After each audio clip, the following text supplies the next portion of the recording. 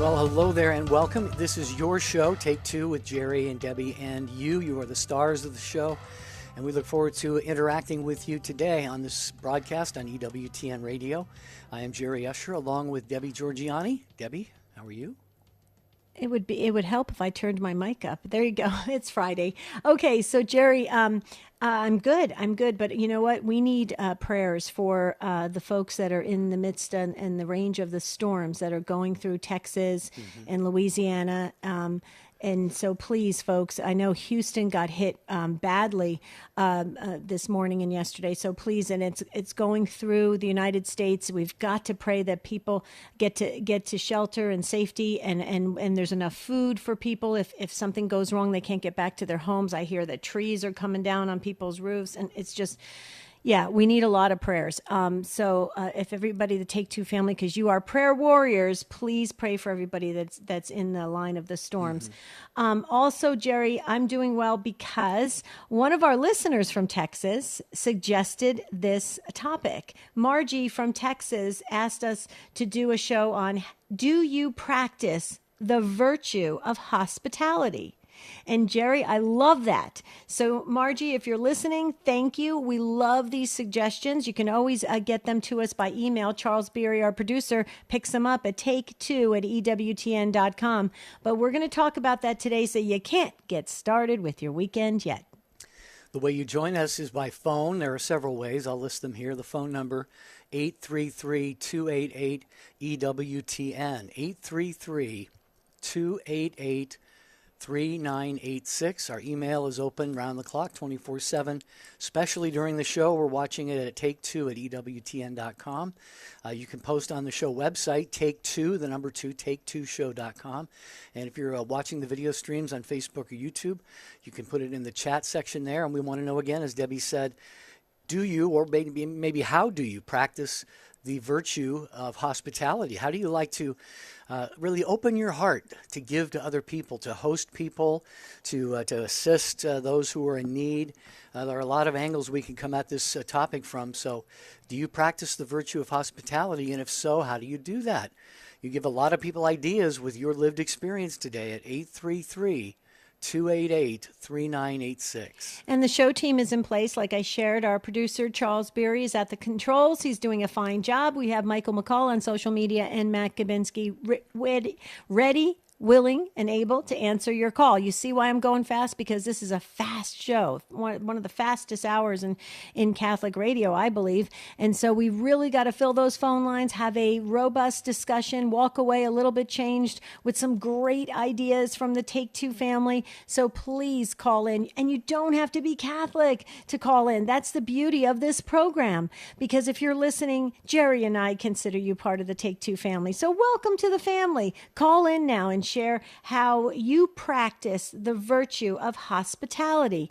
The number to dial, like Jerry said, is 833-288-3986. And Jerry, I have strong thoughts on this topic.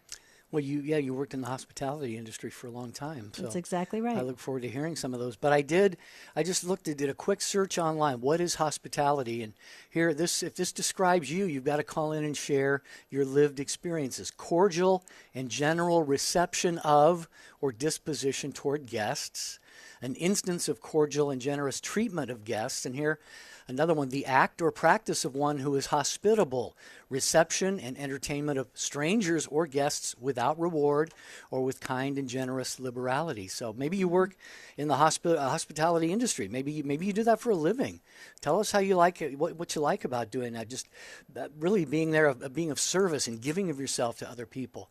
833-288-3986. You know, it's so interesting. I was talking about, he must be on my mind this entire week because I've been talking about him all week long.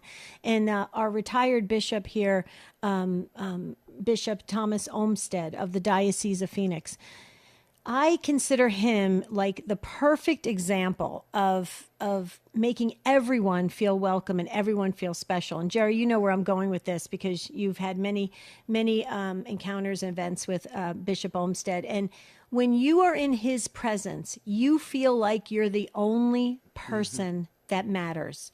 He looks at you. He gives you the attention. I have seen Bishop Olmsted where he will be in a crowd of hundreds and hundreds of people, and he's talking to that one person, and people will come up behind that person and be waving their hands, going, "Hi, Bishop, hi, Bishop," and he doesn't break a stare.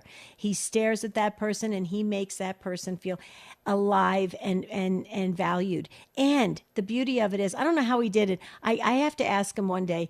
He remembers everybody's name from the first time he meets them. Mm-hmm. So it's actually incredible. So I think he is, for me, where I live in Arizona, he is just the perfect role model for that. But I believe the way he does that is he's very intentional. If he says, "Okay, Jerry Usher is walking up to me. I'm gonna be present for Jerry and only Jerry. I'm not gonna get distracted." And that, to me, is practicing the virtue of hospitality. It sure is. Benedictines are big on this, so if you are associated with anything having to do with the Benedictines, maybe an oblate or something, tell us about how hospitality fits into your spirituality. 833-288-3986. It's our Friday. Don't get started with a weekend episode of Take Two with Jerry and Debbie and you. We need you to make it a show like you do each and every day. We have still a couple of phone lines open there. How do you practice and exhibit hospitality? Or maybe like I said earlier, maybe you do it for a living, maybe you do it in your home, maybe you're part of a group that does this for, maybe you feed the homeless once a week, mm-hmm. and you welcome them into a shelter somewhere. There's a lot of different ways of looking at this. So what does hospitality mean to you? How does it fit into your life? 833-288-3986. I'm so glad you said that, Jerry, because that's how we roll here on Take Two. We covered from all angles. So maybe, just maybe, you're not very good at being hospitable and you're not really welcoming and you're kind of aloof and standoffish and you don't really know how to do it. Let's talk about it so you can walk away today with a new habit that you can practice, because practice makes permanent. We know that with life coaching. So there you go. There's the Take Two family. You're responding now. Thank you, Margie. Great topic you suggested. How do you practice the virtue of hospitality? That's what we're talking about today on Take Two with Jerry and Debbie and you. Now, please pick up those last two open phone lines, 833-288-3986. And when we come back, we're going right to Pat, Jerry in Kansas.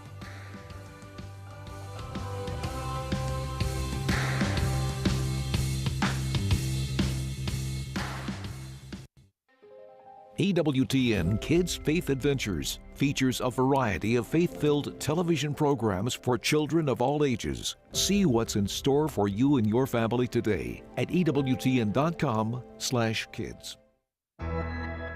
The most original and exclusive Catholic content is on EWTN Radio. Hey, this is Michael O'Neill, the Miracle Hunter. This week we visit with Father Ed Broom about St. Jacinta and Our Lady of Fatima. Plus, John Thavis joins me to discuss a new Vatican document on Marian apparitions. The Miracle Hunter with Michael O'Neill. Tomorrow afternoon, 1 Eastern, on EWTN Radio.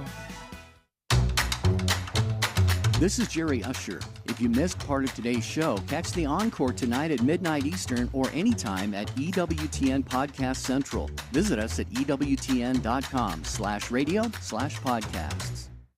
He was a bishop, defender of orthodoxy, and a doctor of the church. Matthew Bunson and the Doctors of the Church. Born around 330, St. Basil the Great came from a family of saints and served as bishop of Caesarea in modern Turkey, where he fought the Arian heresy and became one of the famed Cappadocian Fathers. With his great friend, St. Gregory Nazianzus, he was declared a doctor of the church in 1568. To find out more about the Doctors of the Church, visit EWTN.com and click on Catholicism. As Debbie said, Pat is going to be up first. We have Sharon and other calls being screened by Matt right now. You can join the list of people who will get on the air and share your experience of hospitality. How do you practice that gift, that virtue of hospitality in your life? 833-288-3986. Just want to quickly, before we go to the phones, tell you about a wonderful, this is an amazing item in the EWTN Religious Catalog. Check this out. It's a personalized desk shrine, the marriage of St. Joseph and Mary. Okay, it's the perfect meditative and devotional gift for a wedding anniversary or a wedding day or another special occasion. The image shows Mary and Joseph both kneeling before the priest who blesses them in marriage. The image is digitally printed onto a wood plaque, inserted in an elegant white marble shrine frame that's made of stone-cast alabaster. The shrine is 5.5 inches wide by 8 inches high and 1.5 inches deep, and the back of the shrine features a secured easel for standing and a simple metal hook for hanging. So get this personalized desk shrine, the marriage of St. Joseph and Mary. Very unique gift, available now at EWTNRC.com, where you get freestanding orders, standard shipping on orders $75 or more. Just use the code FREE when you check out. You're taking the words right out of my mouth. I was going to say the same thing. What a unique item and a unique gift. I love that. Okay, somebody dropped of the Take Two family. If you'd like to call back, the line is still open, but that frees a line for you. So come on, sneak in there. Let's go, you guys. Dial this number, 833-288-3986, and tell us how you welcome people, how you make people feel special. You know, the virtue of hospitality that was suggested by Margie from Texas. And also, if you want to call in and suggest a topic for our summer calendar, please do so. We're finishing it right now, and then you can maybe get your suggestion on for August. So it's coming up right around the corner. Summer's going fast already. Look at this. We're almost into June. 833-288-3986. And yes, Jerry, we're going to Pat in Kansas on Divine Mercy Radio. Hi, Pat. Welcome to the program. Hello, Pat. Hello. Hi, you're on the air. Go right ahead. Okay. I live in Goodland, Kansas.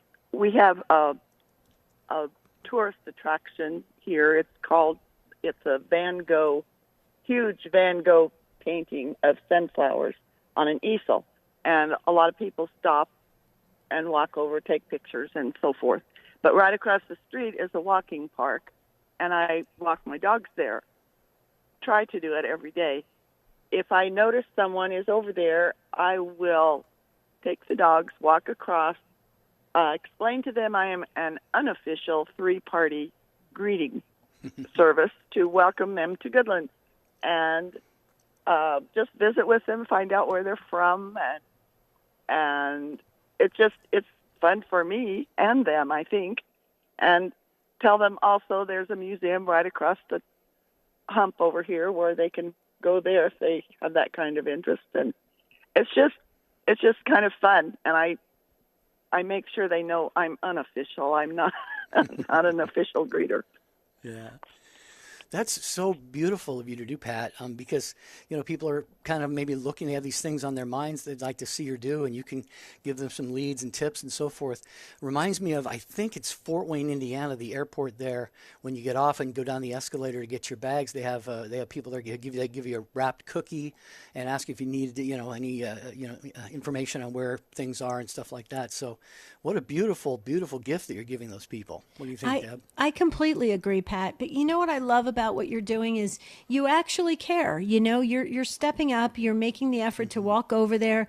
You are introducing yourself. You're welcoming them. You're sharing something. You're making them feel, appreciated that they're there in your community. I love that, Pat. That to me, that's a ministry. Have you ever feel like that? I feel good about it. I don't know. Yeah, kind of, I guess.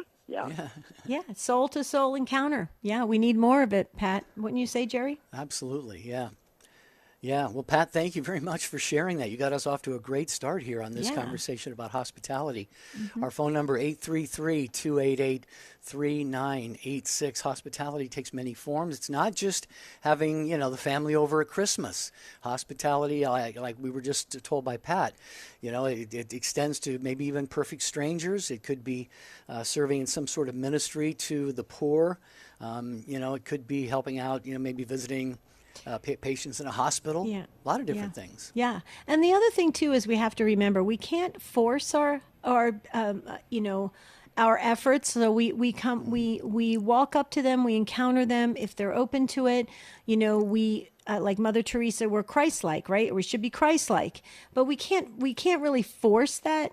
that encounter. And so that's okay. If a person is not ready to receive that, or it's kind of like guarded, like, what are you doing? Why are you talking to me type thing? It's all right. We can still smile and still show them that courtesy from a distance, wouldn't you say? Absolutely. Yeah. No, there are a lot of ways to do that, and I think people pick up on that too. Mm-hmm. So very good. We're going to continue along to Sharon, listening on Sirius XM 130 in Germantown, Tennessee. Hello, Sharon. Good afternoon. Hi. How you doing? I'm doing great. Good. Yes. During the pandemic, our parish continued to have daily mass, and I started going, and then I became a server. And then I got to know the seminarians. We had one from Poland and then one from Germany. And I realized they don't have any family here. They didn't have vehicles. And so a group of us at Daily Mass invited them out to lunch. And then, a friendship formed, and we had them over for holidays. And it was so wonderful for us as well as for them. And then when they were ordained, we went and we sat in the pew where it said family. Oh, nice. Oh, wow. Well, you were as much family for them, Sharon, as anybody. What a beautiful, beautiful gift. I don't know how often you listen to the show, Sharon. I was in formation for the priesthood in the 1990s, and God has called me back to that path right now. So I'm a seminarian in Orlando, Florida. So I can speak on behalf of all seminarians. I can say thank you, thank you, thank you, because nothing beats a beautiful, wonderful home-cooked meal, Sharon. You're doing a beautiful gift for those seminarians. I agree. And Jerry loves food, so Yeah. Yeah. And I mean, we played, games. I mean, they need, family and people around them also. So, and I don't think we never thought about it that way before. But because I was, serving and then would see them, they would serve with me. It opened my eyes. And as soon as I told the others about it, they were all on board. Like, yeah, let's see what they're doing, for Christmas dinner. And I mean, I think it's just people aren't thinking about it. But and our priests too, they would like to come to dinner. Yes, you've touched upon something very, very important here, and not just because I'm, God willing, might be a priest in a few years, but I just really want to encourage everyone. Sharon, you're really highlighting the fact that, seminarians, I can speak from experience. When you're in the seminary, it could be a fantastic and awesome experience and environment, but you want to get away once in a while. You want to get out. You want to have a meal somewhere else. This is a great way for them to do that. And for our priests, I live with 2 priests in a rectory right now. I can tell you there's not a lot of cooking that goes on in there because everybody's kind of passing like ships in the night, so God bless you, Sharon. I think, you're really doing something great, and I hope and pray, Debbie, she's inspired a lot of other people to do this. Yeah, that's another ministry work, Sharon. You probably see it as that, right? Yes. Yes. Yeah. And, we've been enriched by that. Was the first time I went to an ordination, and it's because I knew them personally, and it was such a beautiful, beautiful service. Yeah. I love it. I love it. Wow. Great call, Sharon. Thank you so much. God bless you for calling in from Tennessee and sharing with us today. You are amazing. Now you can get started with your weekend. Okay, Sharon's going to free that line for someone else to pick it up. And here's the number. Let's go. 833-288-3986. We're not even halfway through the show, and we're learning about various ways we can step into the world and encounter people in a great way, in a big way, the Mother Teresa way. Remember, she was one-to-one, soul-to-soul, but she really changed a lot of the world. Yeah, just one quick note on that whole thing about priests and seminarians. When you become their quote-unquote family, it's like you're adding a priest as a son or a relative. Just think about that, the blessing. They remember you at the altar and say masses for you and do so many beautiful spiritual things for you and your family. So, that's folks, adopt a seminarian or a priest today. That's my pitch for that. Yeah, that's why I love Sarah Club. Sarah, Serra, Sarah Club. And that's why I was always, for many years, involved in Sarah, to get really to know the seminarians, to help them, to support them, to pray for them. Yes, I agree. Amen. Okay. All right. How do you practice hospitality? What are some unique ways that you do that, or maybe some very, common ways? 833-288-3986. Sharon is in California, listening also on Sirius XM 130. Hello, Sharon. Good morning. Where you are, how are you? I'm fine. Good. Are you talking to me? Sharon, yes, in California. Is that you? Yes. Okay, oh, welcome. Good. Yes. Thank you.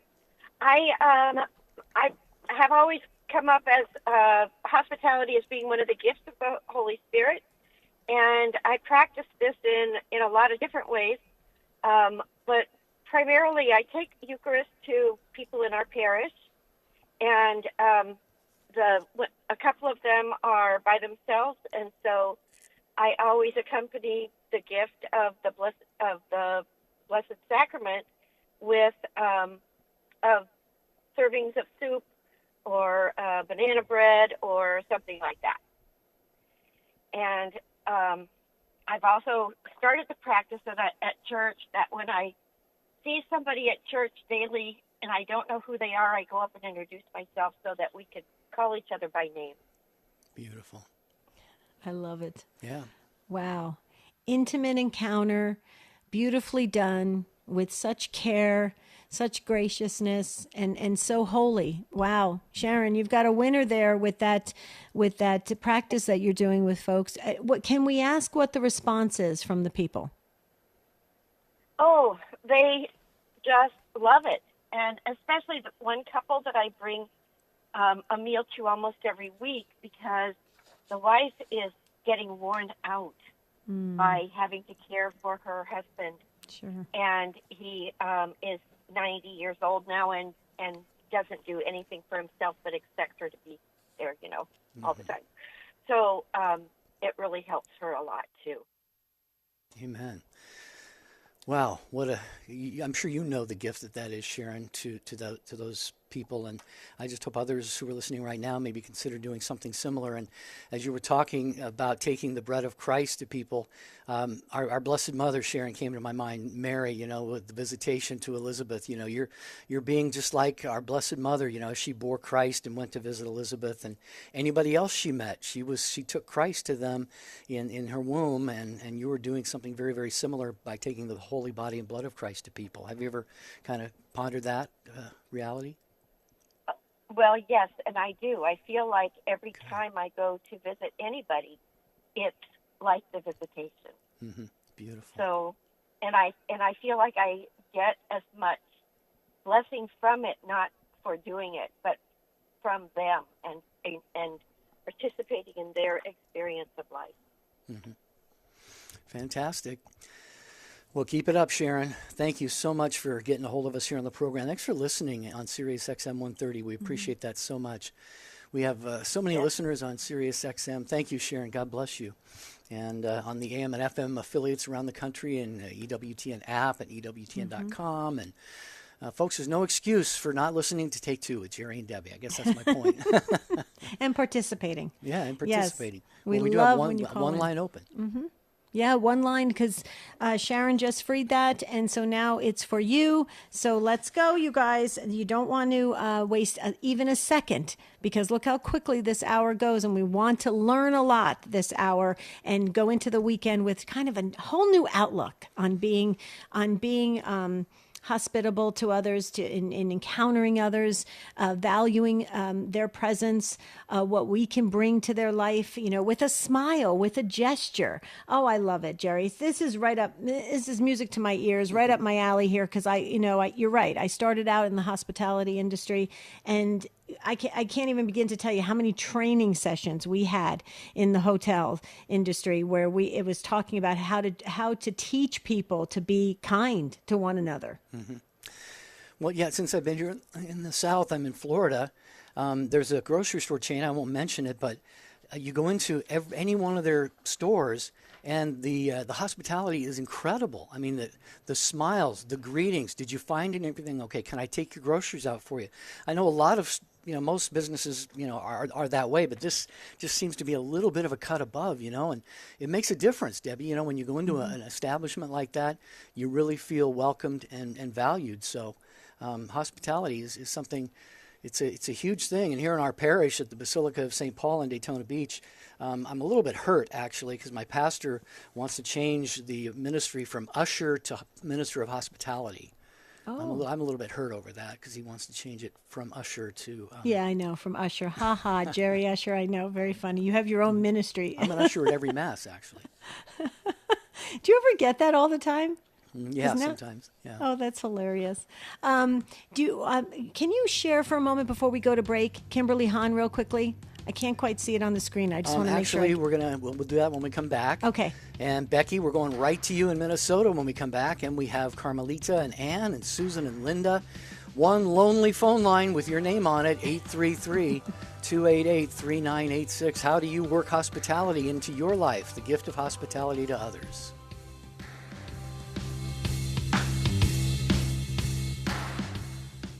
Well, heading into another weekend means Catholics Coast to Coast diving into the podcast Central Conversations, checking in with the Beatitudes. And this adversity, if you recognize it this way, is actually your superpower.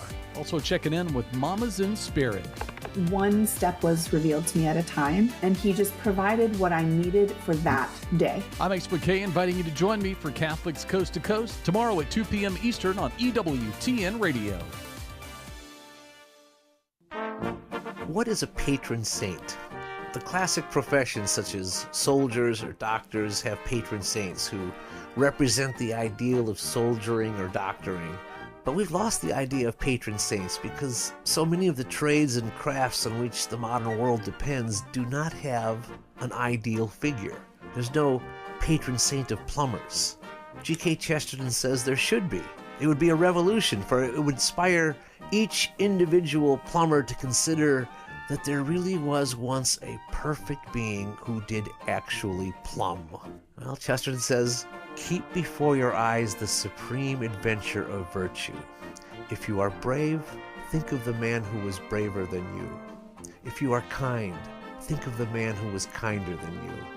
That is what is meant by having a patron saint. Spend more time with the Apostle of Common Sense. Visit chesterton.org for more information. This is Montse Alvarado. Join me for topics that matter to you on EWTN News in Depth tonight, 8 Eastern on EWTN Radio and Television. Broadcasting the way, the truth, and the life. This is EWTN. Matt Swaim here. Monday on the Sunrise Morning Show, we'll celebrate the Feast of Mary, Mother of the Church, and look at This Week in Catholic History with Kevin Schmeezing. Now back to Take Two with Jerry and Debbie.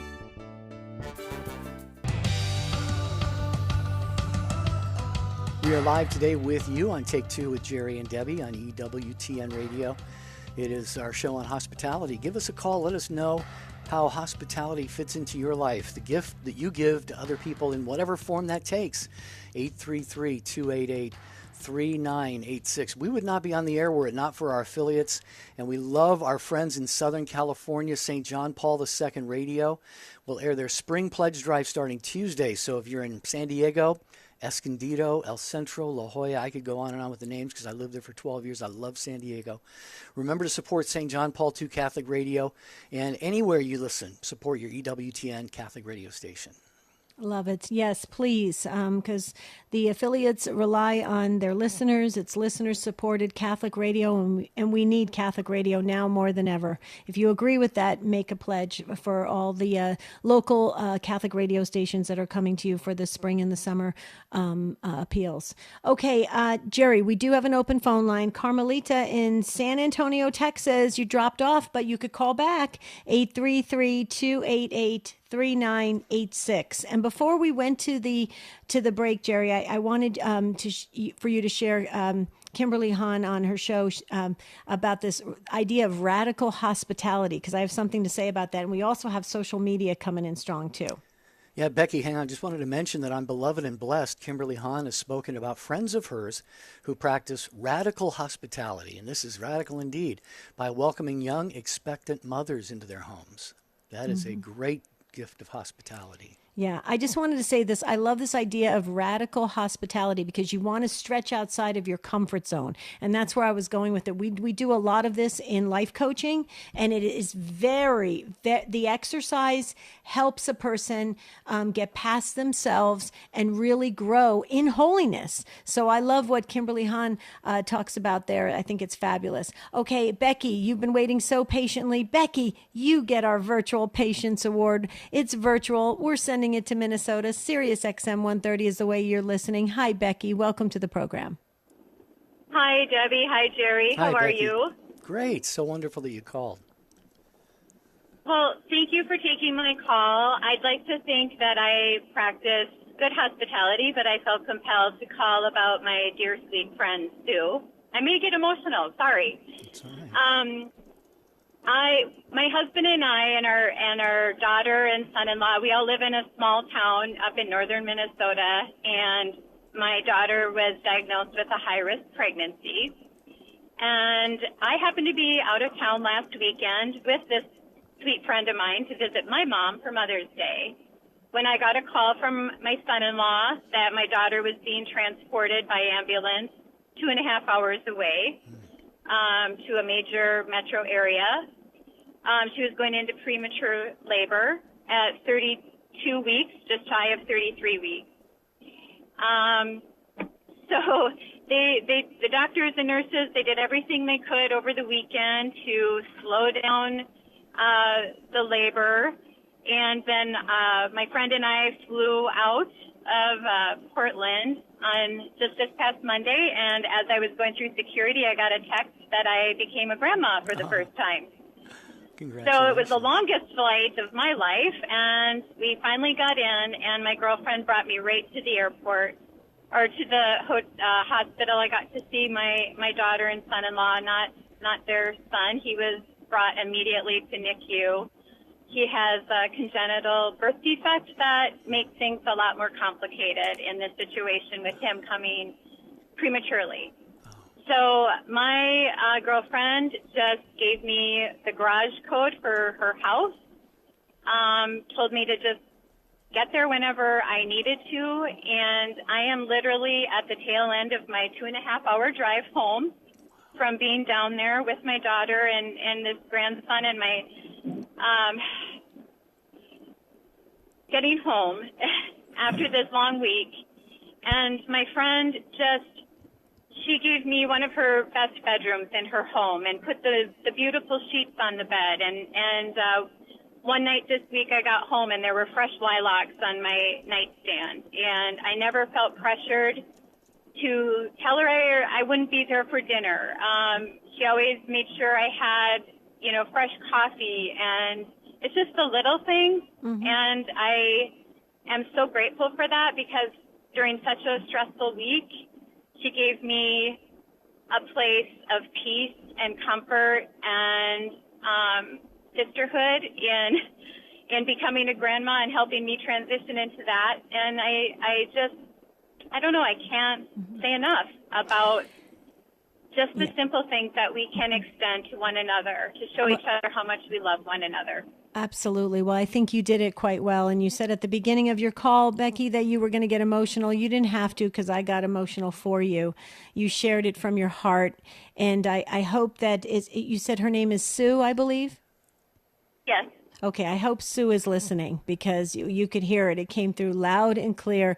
And Sue, if you are listening, wow, to do that and to create that environment of peace and love and security, and that so Becky, you could tend to your daughter and your new grandson. Wow, congratulations. So here's what we did, Becky. We put Sue in the book and her family. We put you in the prayer book. We put your grandson. We put your daughter, your son-in-law, the doctors. We put everybody in the prayer book, and we're going to be praying. And we're so happy that you got to be there for your daughter and for your grandson, and that Sue was there as your friend in need. I love that. I love that you relied on a friend. She showed up in a very big way. Opening up a home is a big way to show up for a person, and I love that. So when we have our friends in need and we show up, I believe that is a Christ encounter, and it's something that sticks with you. And yes, I think there's a lot of tears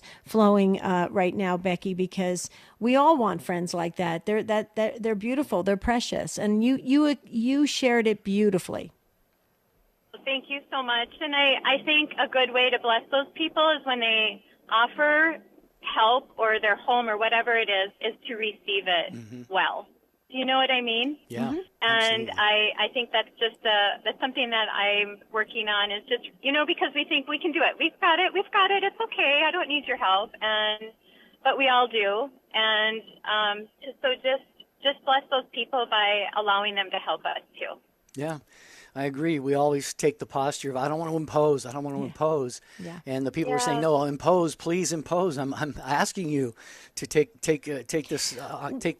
me up on this, Yeah. Right. Well, think about this for a minute. What Jerry just said, and you said, Becky, is so important. You were in need of that kind of a situation for you so that you could tend to your daughter, right? But Sue was in need of also sharing and being able to give. See, we're all in need of something, and we should allow everybody to explore that and to be there, to know when to give and take in every situation, to appreciate every single encounter, and to let people grow in that area. Because I'm sure, Becky, by this experience, you have grown. I'm sure by this experience, Sue has grown. And we're pilgrims on a journey, right? Yes. Yeah. Yes, so beautifully said. Thank you. I love listening to you guys, and I just thank you for being here, and thank you for listening to me and letting me share my story. Absolutely. Well, keep us posted on the grandbaby, okay? Will do. Thank you guys so much. God bless you, Becky. Wow, what a great phone call. What a whirlwind last week or so she's had. But yeah, folks, really, let's pray for the grandson especially. Absolutely. But don't you agree with that, though? Sometimes when you deny people the ability to give, they want to grow. They want to explore and be Christian. They want to be Christ. They want to be like little mini Mother Teresa's. So let them be that, right? Yeah. Well, like it says in the Bible, I think Paul quotes Jesus. I don't know if it's anywhere else in the Bible, but Paul quotes Jesus as saying it's more blessed to give than to receive.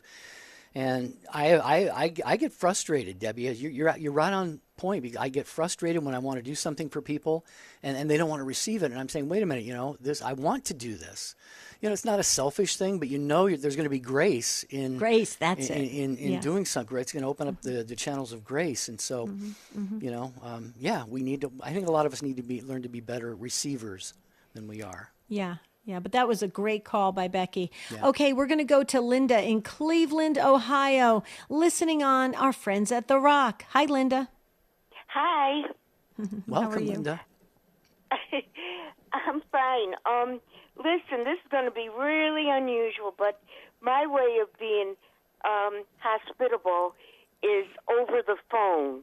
When I work with people who deal with credit cards or businesses and all that, I kind of think of when I worked, it really was strenuous, and I really wanted something nice to be said to me, because a lot of times I'd be getting a lot of yelling and screaming at me, and it would be nice if somebody would say something nice.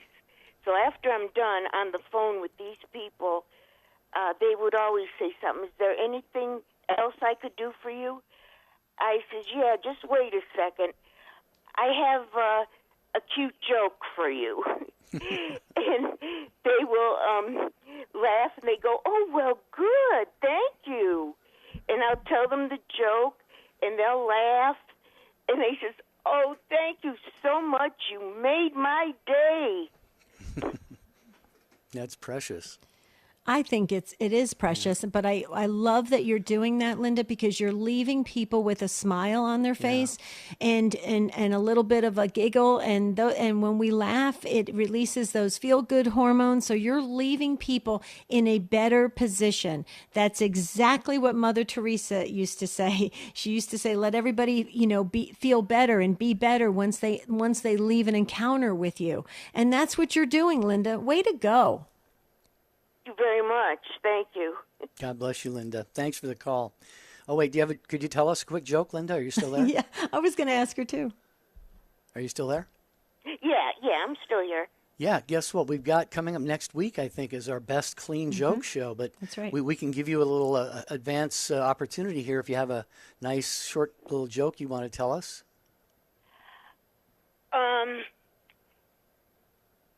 What do astronauts eat on while they're up in space? Space food? No. The Saturn dish. Oh my goodness! Oh wow, that was good. Wait, Linda, before you go, let me just give the quote properly for you, so you can always remember this. This used to be on the wall of my office because I loved it so much. Mother Teresa: "Let no one ever come to you without leaving better and happier." Okay, be the living expression of God's kindness in your face, eyes, and smile. So people are leaving you happier, Linda. Way to go. Thank you so much, you guys. God bless you. Have a great day. Thank you, Linda. By the way, it's next Thursday is our Best Clean Joke Is it? quarterly joke show. Yeah, so. You know, it's the one show I laugh so hard. I think people just have fun watching me laugh on camera. Maybe. Because I cannot stop. I'm laughing the whole time. It's hilarious.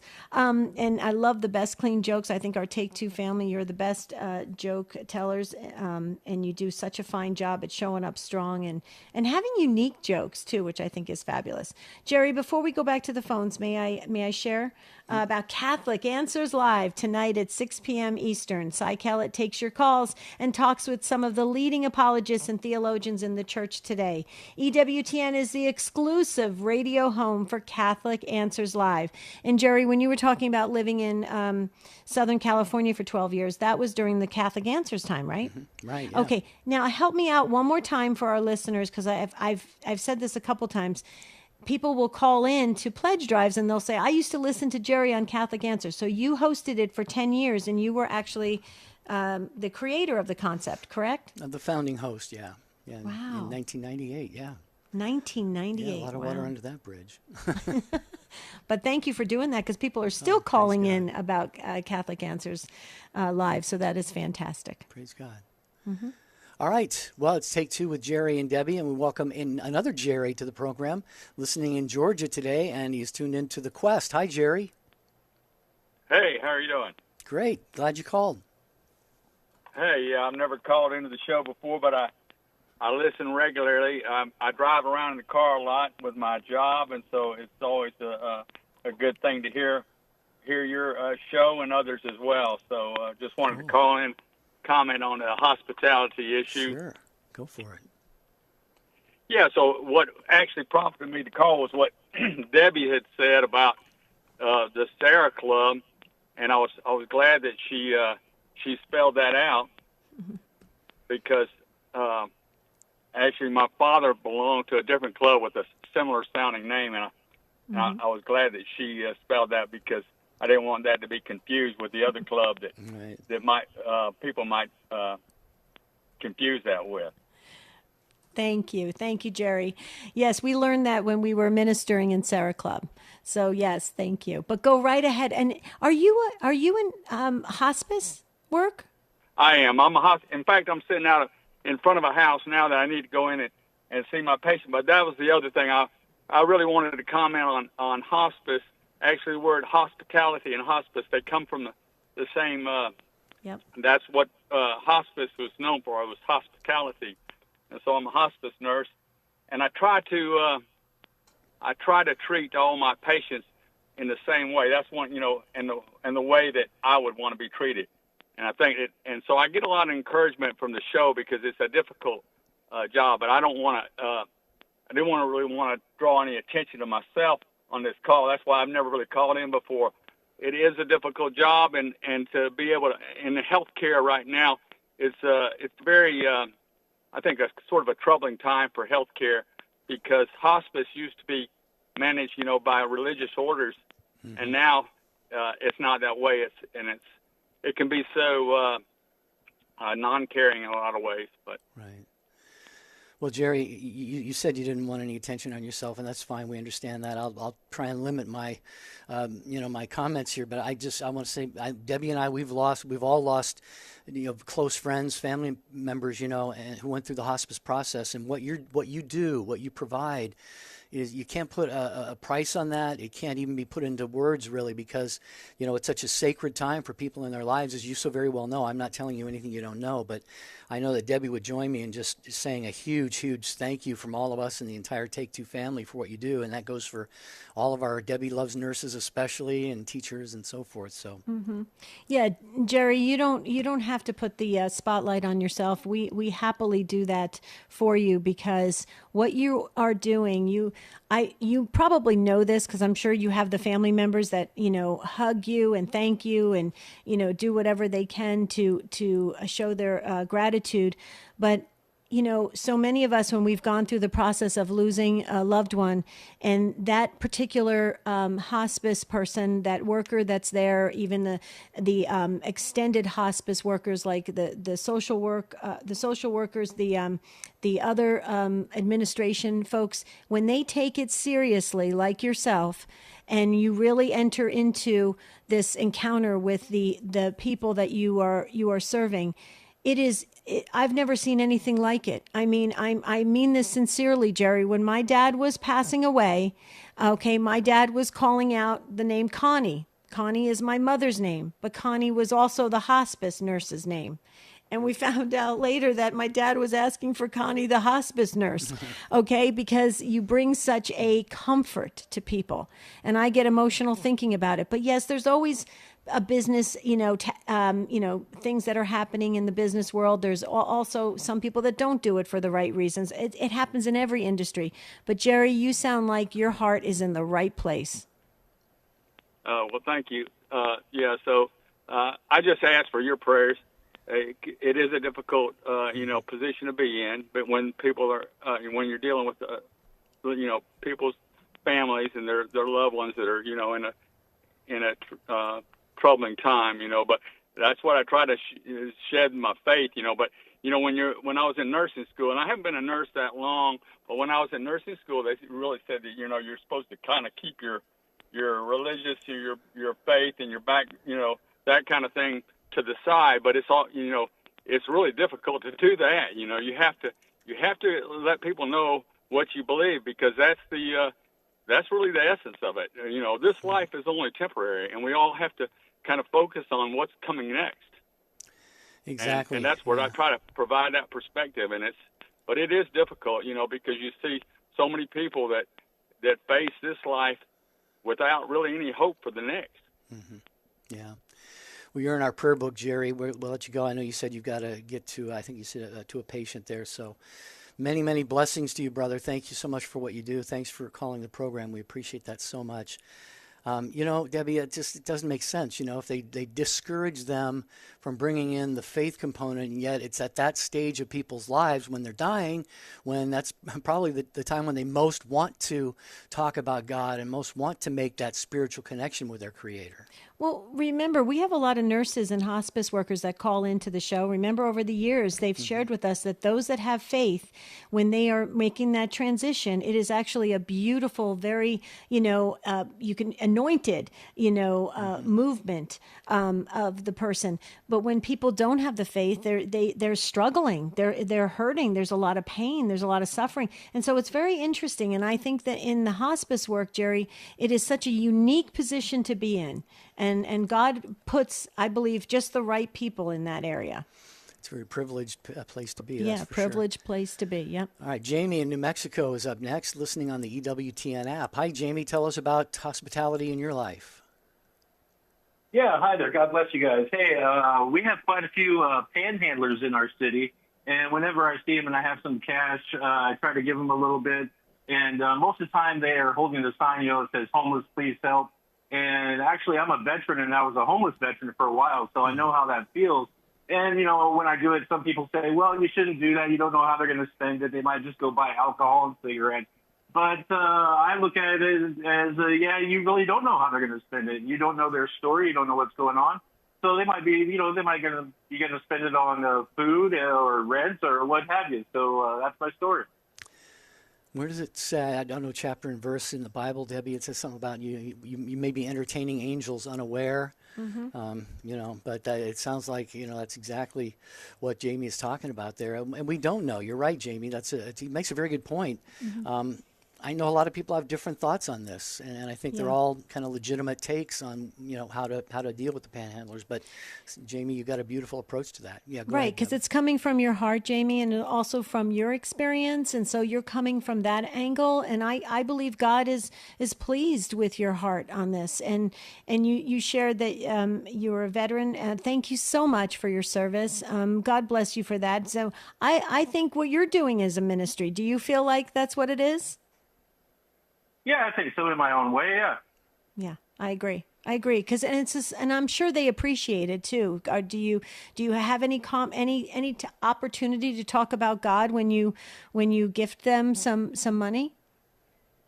No, because most of them are at big major intersections. Okay. So I just have to hand them the money and make it real quick. But a lot of times their signs will also say that they're a veteran, they're a homeless veteran. So it really hits me. Yeah. Yeah, because it hits you because you see you have that relationship, and so wow, that's powerful. You have a story to tell here, Jamie. You need to you just did on this program, but have you ever thought about maybe writing this down? Do you have a story attached?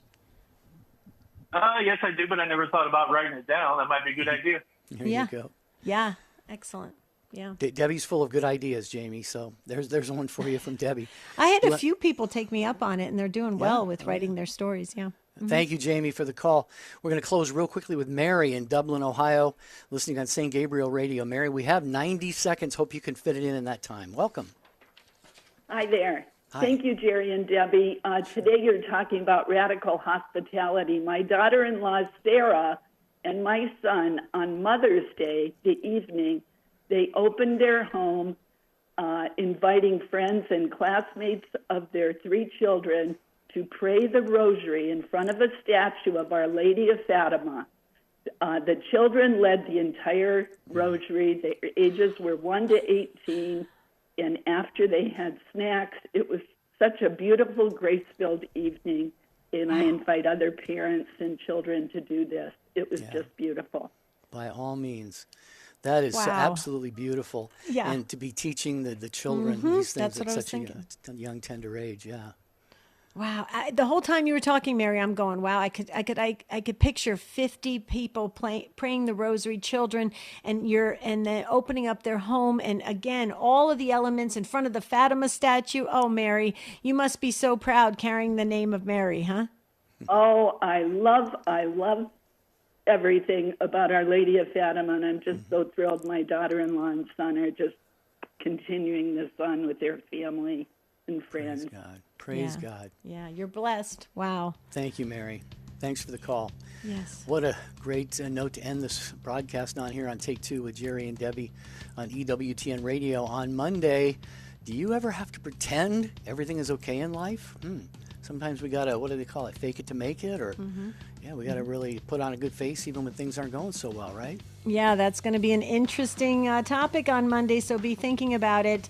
Okay, now you guys can get started with your weekend. Thank you to the Take Two family, all the affiliates that carry Take Two. Thank you to the show team. You guys are incredible. We love Charles and Matt and Michael. If you want to keep the conversation going, like us on Facebook, Jerry and Debbie Facebook page, or email us, take2@ewtn.com. The saint of the day, Jerry, is Saint Julia Salzano, so we ask her to pray for us. And until Monday, have a beautiful and blessed weekend. We'll see you real soon.